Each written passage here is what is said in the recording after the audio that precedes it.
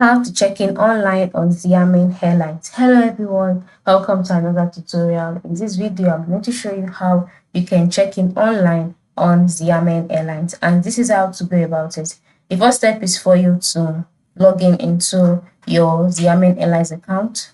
Alright, so for me, I am not able to log in, but I am visiting the Xiamen Airline website. So you can either visit the website as a guest or you can log in. Just find your way to the website, right? So once you're at the website page, ensure you try to create an account, because if you do not create an account, you would not be able to check in online on Xiamen Airlines. So after creating an account, after signing in, scroll down to the section where you can see book flight, flight status, my trip, optional services. Then click on my trip.